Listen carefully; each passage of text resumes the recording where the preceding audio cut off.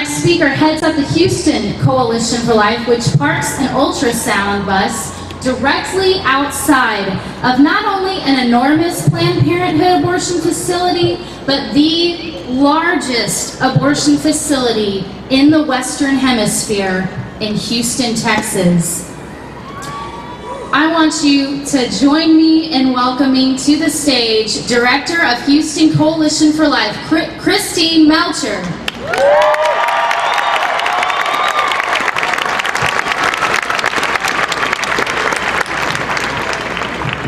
Thank you, Heather. Thank you, Dr. Koyman. And Melissa, you're truly an inspiration to all of us. What an awesome crowd today. I have to give a special shout out right now to everyone here from Houston, Texas.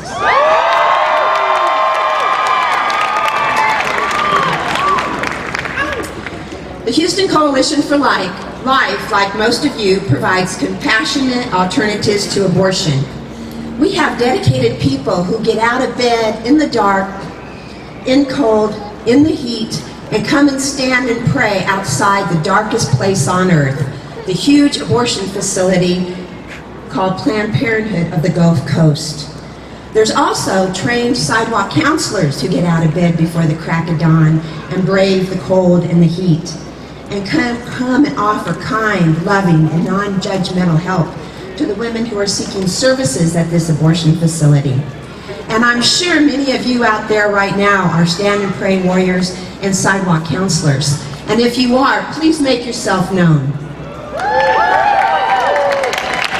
I bet there's even more of you than that. In February of 2011, as Heather alluded to, we started parking a mobile crisis pregnancy center that we call the Big Blue Bus next to Planned Parenthood in Houston. In it, we offer free pregnancy tests, free ultrasounds, and Christian counseling to the women seeking abortions there. Thank you. You know, pro-lifers can always figure out a way to bring the love of Christ to the darkest place on earth, and even offer free services right there outside this abortion giant who can't seem to figure out how to do anything like this. Planned Parenthood, as you all know, is not about helping women. It's only about taking their money.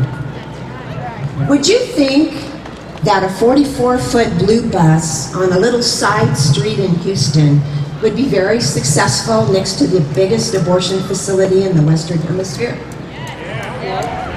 You're right, we are. We have had hundreds, even thousands of visits to our blue bus since we began in February of 2011. We have seen 9,630 visits to the bus, and over 90% of all the women that we have had the privilege to serve have chosen life for their unborn children.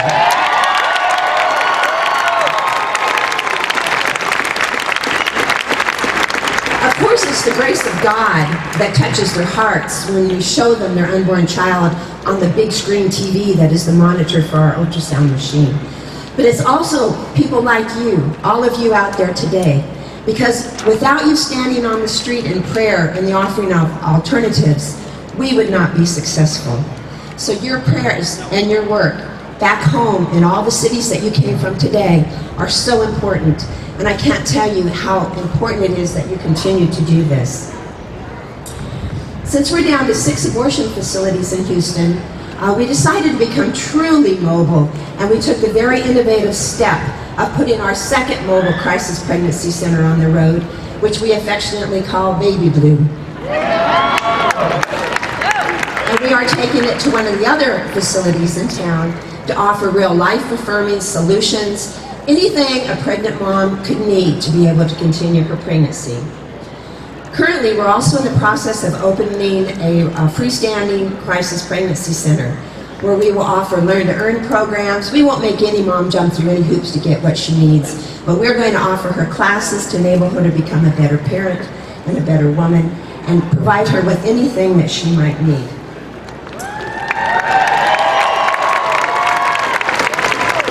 But our ministries of stand and pray and sidewalk counseling will always be the most important thing that we do. Because until you have stood and prayed outside an abortion facility, nothing else can really mean the same to you. All pro-life work takes on a new meaning once you have stood and prayed outside an abortion facility. Would you all agree with me on that? How many of you have stood and prayed outside an abortion facility? This year, we're very excited to be conducting our 20th 40 Days for Life campaign. We are so lucky to live in the greatest state in the nation with the pro-life laws that have been enacted here. It makes it so much easier for us to do the work that God has called us to do. And I want to ask God to bless you all on your way home today, and thank you for coming.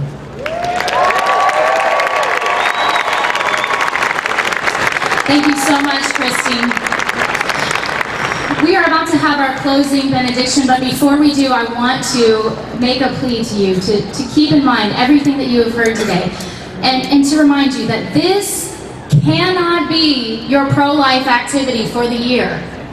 This has to be a renewal, a start, a next stepping stone. You cannot walk away from here and not do something to speak for the voiceless, to speak for the unborn, to speak for women who are vulnerable to abortion and are being attacked and targeted by the abortion industry. Everybody has a place in this movement. If you have no idea where to start, Google pro-life activity in whatever city you have, pro-life group. Google is amazing. It can help you find those things. But do something. You have the responsibility, we all have the responsibility to use the gifts and the talents that God has given us. You can inventory items in a pregnancy center. You can volunteer for an hour outside of an abortion facility a week. There's 40 Days for Life campaigns all across the country and the world that you can volunteer at. You can make a huge impact. And you know what? It's not just the women who choose life that tell us how important this is. It's the workers inside of these abortion facilities. I can say here locally, we have 9 abortion workers who have left and have conversions. And they speak more than anyone about the atrocities that are happening inside of these so-called safe clinics. Do something to be a voice for the voiceless. Do not let this be your pro-life activity for the day. Whether you are 8 or 80, you can do something, and I want to encourage you to do that.